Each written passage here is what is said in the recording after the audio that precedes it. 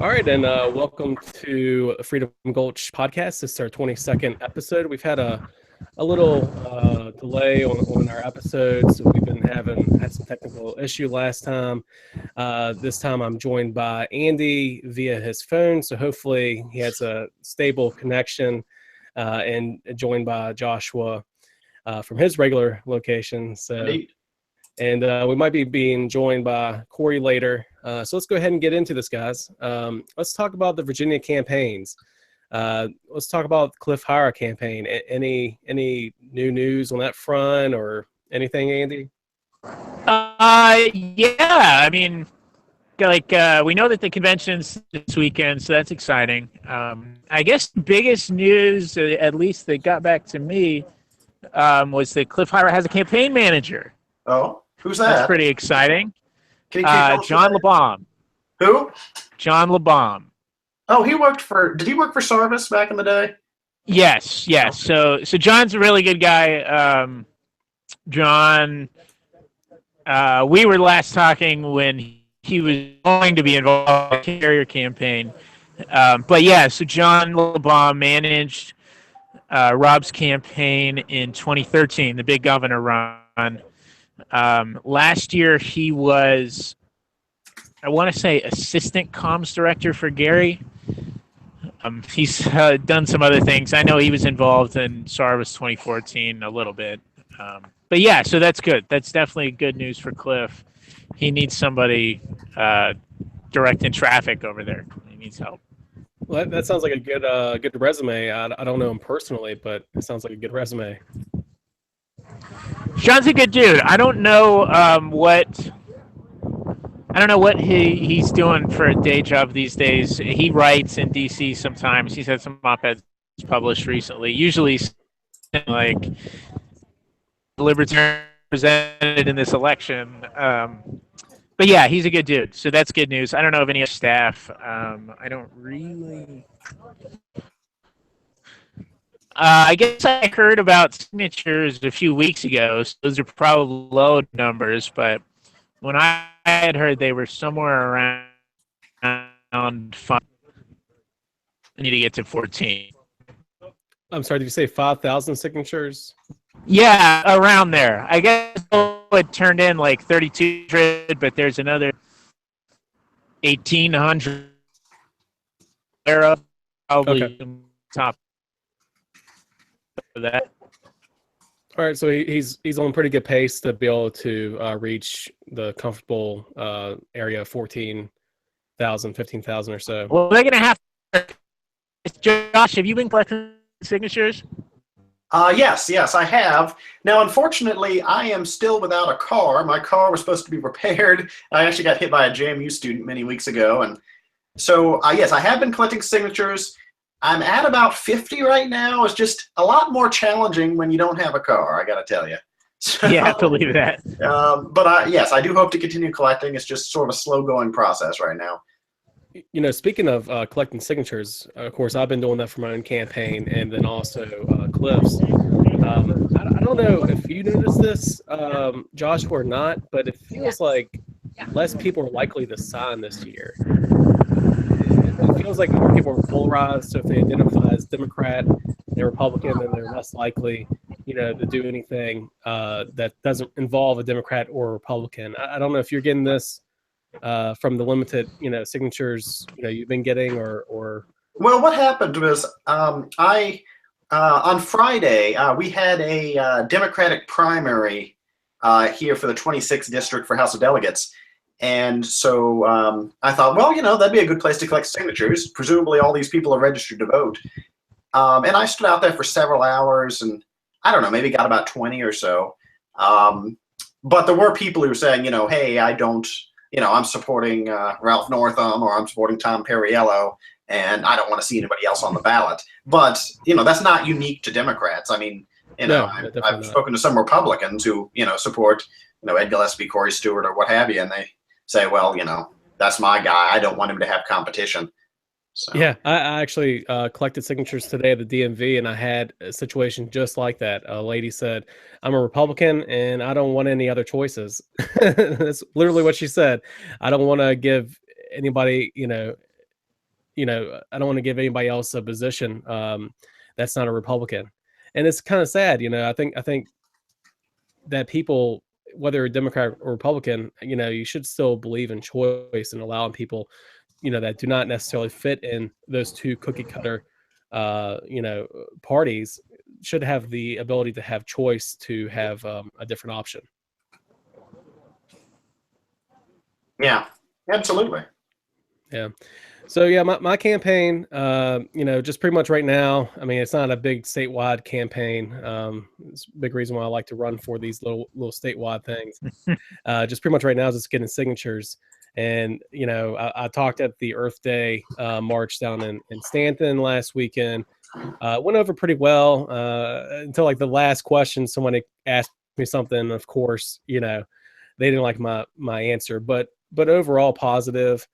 Try the show where libertarians are good on the environment with property rights and other things like eliminating subsidies for companies, corporations such as the oil companies, which of course they want to see, and creating a free market, which would, I believe, allow the green energy to actually flourish more, and they would actually already have a stronger stake in the market if that was the case. But just trying to line up for the run, really starts in the summer, and even more so in the September and October, obviously.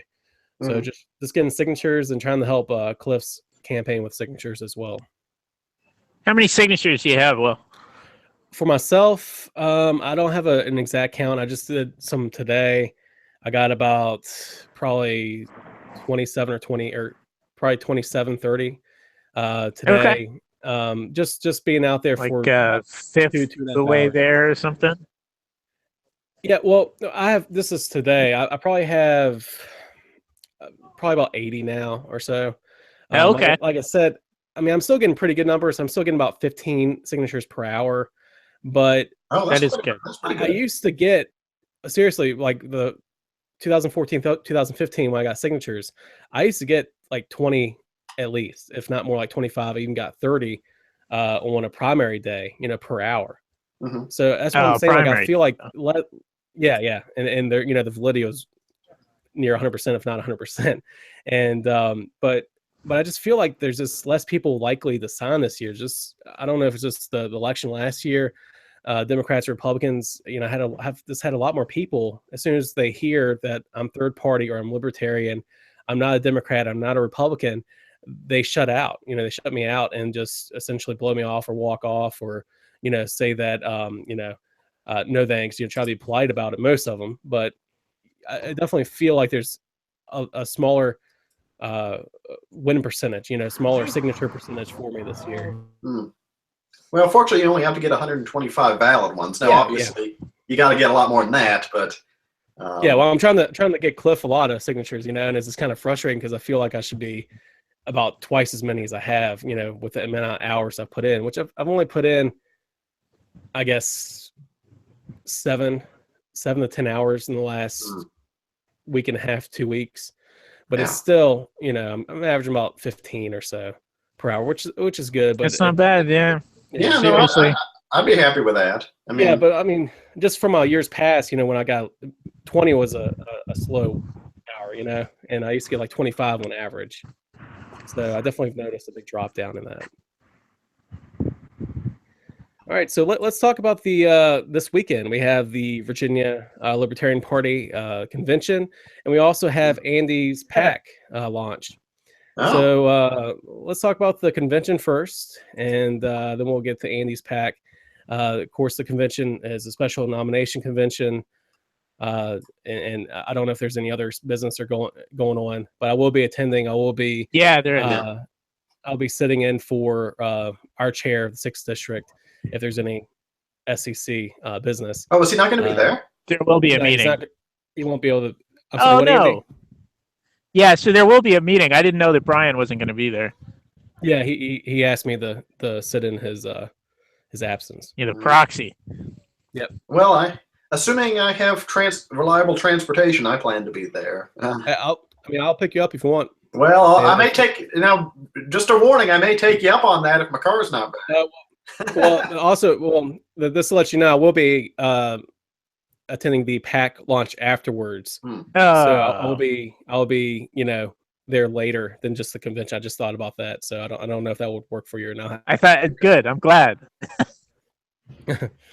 Josh, you should definitely come. What time is the pack launch? So that'll be a reception afterward. We're gonna host. Oh, okay. Yeah. So what else is happening at the convention? Well, Cliff Hire is going to get nominated, and I don't think there's going to be any funny business to stop that from happening. I can't imagine there would be. Well, you never know. There's going to be a vice chair election. There's going to be a secretary election, and platform and bylaws for the National Party. Hmm. And so my understanding is that nobody is running declared their intent to run for vice chair. Jackie is going to seek re-election as secretary. Nobody's running for bylaws. Who can blame them? And so I guess there's going to be a fight for platform committee. And so we've got in the one corner, and it might be a traditional like radical versus minarchist kind of platform fight. In the one corner, in the other, Miss Holly Ryan. I don't know if you guys have thoughts on that matchup. Well, so what's the platform fight over exactly? So this would be to serve on the National Platform Committee, which will make recommendations at the next national convention as to changes to the platform. Oh. And I don't know Holly's platform for platform committee. I don't know what she intends to do.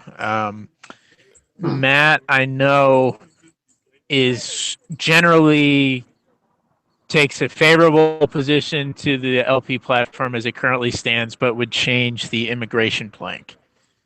Okay. There's some kind of weasel words that he would remove. What's it's like we support immigration except for. So what's Holly's like standings on stuff? I don't know which way she swings within libertarianism.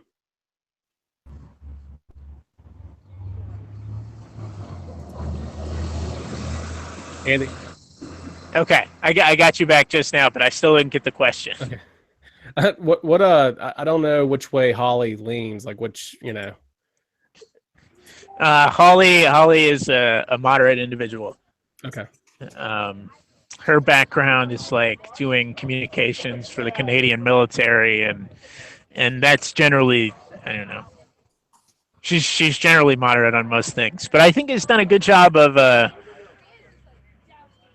keeping that out of most things, I guess. I don't know. Okay. Maybe that's a bad thing if you're running for platform. Yeah. So that'll definitely be interesting. And then, of course, we have the pack launch. And Andy, you want to speak on that? What's going to happen and tell us a little bit about the pack? Yeah.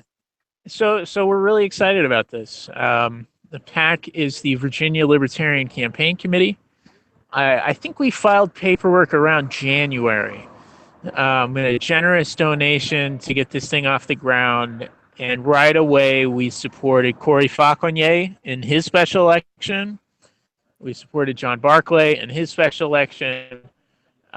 We've now supported Will Hammer, the first candidate that we've cut a check to. General. Sorry, Andy. I think we lost you after that. So that's kind of. What's that? I think we lost you for a second after you said that you supported my campaign. Okay, sorry. We've so the other thing that we've done is we are sponsoring the booth at Clarendon Day in Arlington for LP Nova, and so basically, this is the way that campaigns are done now. There are economies of scale where if everybody gets together, if small donors get together, if libertarians across the state get together, the donations go further when they can buy things like event tables rather than $10 here and $10 there. It allows us to respond quicker to situations on the ground. We can read and react. And it gives us more freedom. We don't necessarily have to respond. We have to support everybody at the same level. We can go negative if we want and not have it tied back to the party or the candidate. And again, we can do it fast. Right. So, it's going to be fun. It's a fun project. We're closing in on $3,000 raised, which of course is not a big number in the grand scheme of things for PACs, but kind of is in libertarian state elections. So, we're going to have a reception after the convention and get everybody there. We are selling tickets on Eventbrite now. Will Hammer's going to speak. Corey Fauconnier is going to speak, and it's going to be a good time. Oh yeah, I guess I am going to speak at that, aren't I? Probably be good for you to know. Yeah, I know. Andy and I talked about it. But, Pub. Just This is like a couple, like a where Henry give me liberty or give me death speech. Yeah, just a quick little speech. Get them riled up, right? Get them empty their wallets out and donate. Yes. All right. So, yes. Anything else you want to speak on about the PAC and the launch?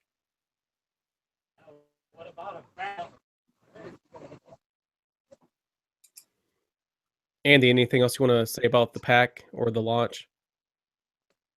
VALibertarian.com.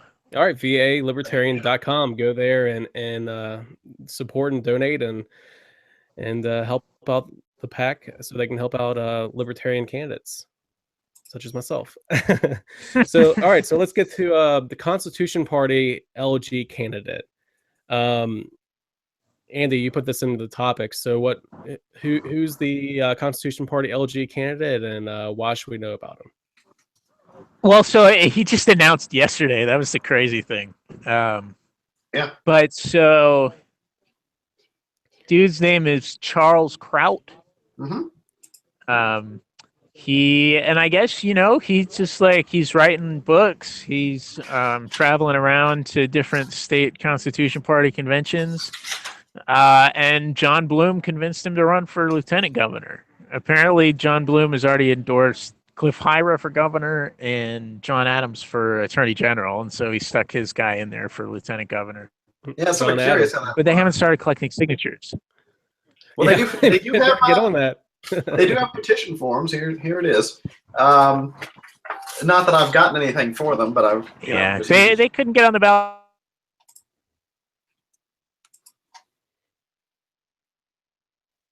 Andy, I think we lost you again. Yeah, but as he was saying, the unfortunately for the Constitution Party, they of course ran a candidate for president in 2016 and weren't able to get enough signatures to actually make the ballot. So they've got an uphill fight this time around. Yeah, I mean, they only have 5 weeks or maybe 6 weeks. Yeah, it's about right. Hold on. June Yeah, that's 13th. a lot of And they haven't signatures. started. And they didn't make it last year. Yeah, 10,000 signatures. That's verified. Validated signatures, not just 10,000 total. So you really need to get. Yeah, and we have, the Libertarian Party has Bill Redpath. It has Sanford Pinkin and Bob Lynch and these guys who do this thing every year and have for years. Mhm. And the Constitution Party does not have that. That's true. And so if they're relying on a passive call and a blog post like download this petition, they got no shot. Yeah. Yeah, we got Bill Redpath. That's enough said, right? Well, if I may comment a little bit, I've actually known Mr. Kraut for several years now. He actually lives in Lexington, so just south of you, Will. Okay.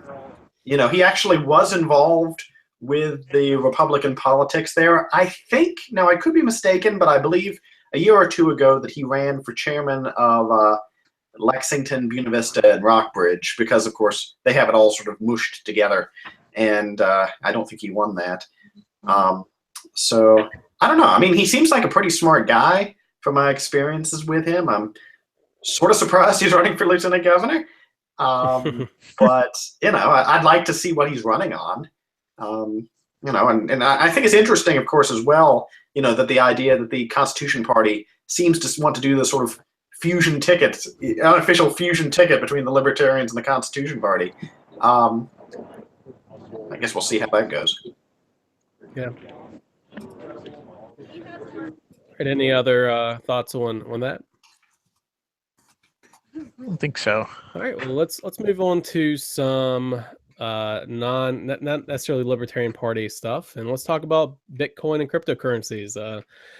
I'm pretty big on the Bitcoin. I've been into it for quite a few years.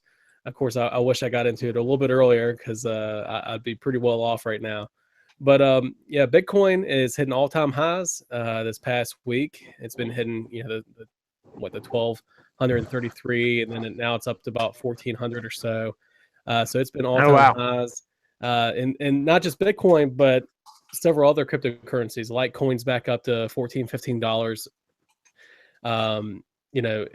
Ethereum is up to like $85 or something like that. Dash is back up to $90. A lot of cryptocurrencies are making big rallies. Personally, I've been doing some trading with cryptocurrencies, so it's been great. It's been really great. Like I said, I just wish I got into Bitcoin back, because I was thinking about getting into it. I think it's 2011 or 2012. Okay. Yeah, and it was like when I got into it, like I started getting interested into it, was like $12, $13. And I didn't get into it, like actually bought it until it was like $100. So yeah, that's where I was. Between $100 and $300 is when I bought most of it. I mean, still pretty well, but it could have been exponentially better. Yeah. So do y'all have any experience with Bitcoin or any other cryptocurrencies? Well, I first heard about Bitcoin at the International Students for Liberty Conference in early 2013. And I don't really remember what the price was. I'm tempted to say it's like maybe about $40 or something like that. I don't know. That could be totally off. Someone can look it up. And I thought, well, that sounds like an interesting idea, but who knows if this stuff will actually go anywhere. So, in retrospect, obviously, it would have been nice to buy some of that. But I mean, like, I don't know. Would people predict that sort of thing? Well, obviously, some people did. Yeah. But some people, but you never really know. Sure. I really look at it in the long term. I see great potential. I think it's definitely going to hit $2,000 by the end of this year, if not maybe even $3,000 by the end of this year, and it can keep going up. Sure. So even though it's at record highs right now, I really truly believe that there's still a lot of money being made, a lot of wealth to accrue, and to just keep it long term, because I mean, theoretically, it could go $1 million of Bitcoin. Not to be throwing out ridiculous claims, but theoretically, it really could. That's one nice thing. I mean, because the thing about the Bitcoin is it's not actually losing value. I mean, here's $1, of course. Every day that I have this dollar, it's worth slightly less than the day before. Yeah, it's deflationary. Yes. And which is very frustrating. Yeah, well, you look at that dollar. That dollar back in 1913, right, when the Fed was founded. Mm-hmm. That's 4 cents today. Or something like that. Or 4 cents back then is $1 now. I'm sorry, that's reversed. Yeah, 4 cents is what $1 is today. So you see how much the fiat currency has devalued.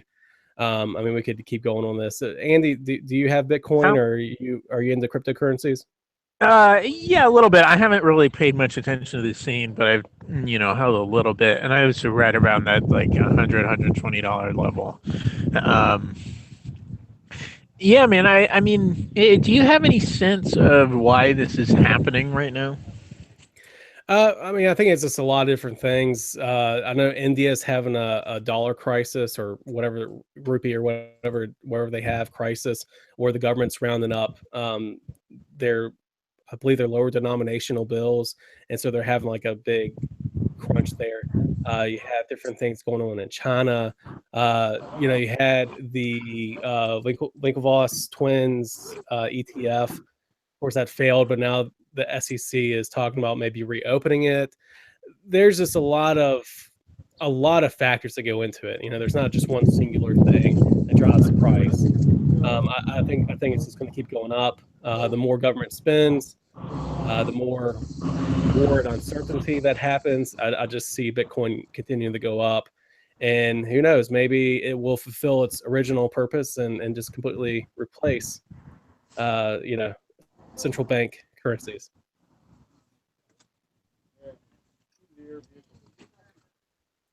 All right, That would be cool. Yeah, that definitely would be cool. So let's go ahead. Last topic of the night.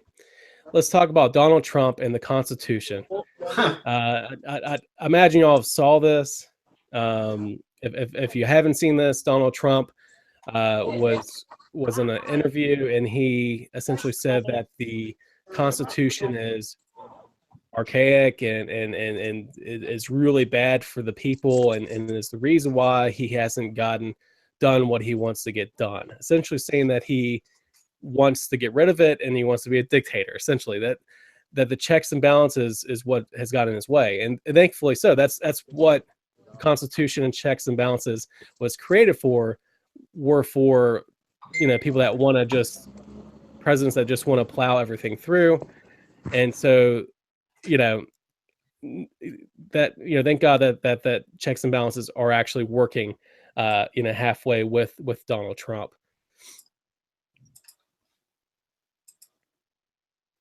Yeah. I don't know. I mean, it's so crazy to me that we have a president who, before he got elected, he said, how executive orders are such a terrible thing and that we shouldn't do legislation that way. And I think, currently he's done more than anybody in his short time. First 100 years or 100 days. Sorry, not 100 years. Yeah. So I don't know. I mean, and that's sort of troubling, that the idea that we are moving to this powerful executive who could just make decrees by fiat. And of course, we saw it certainly a lot under President Obama. So it's not like a trend that he's starting all by himself. Yeah, and Bush. I mean, it's been a snowball thing through really the past 150 years. Yeah. It's just been gradually building up, and it's really shown over the last 20, 40 years, especially. It's really exponentially gone up, and it's scary because when you have a megalomaniac kind of person like Donald Trump get into that power, and then he's even talking about, even though the executive branch has expanded powers and he has that ability, he's still saying that that's not enough power, and so that's scary, But he is more executive orders, and then I always thought it was just funny how he put down Obama about golf. And during the first 100 days in office, he's played more golf, twice, 2 or 3 times as much golf as Bill Clinton, Bush, and Obama did combined through the first 100 days. I think I saw those 19 times through 100 days, which really, they have a big job, and I understand having some time to get your mind off of it and doing something, but the fact that he was like, he's not going to have any time for golf, and that Obama is always playing golf, and then he does the exact opposite, just like with the Constitution and other things. He's just a snake oil salesman. He talked about one thing to get elected. He pandered to a certain group of people that have been left out of politics, and he got elected. He succeeded, but now you see what he really is about. Yeah.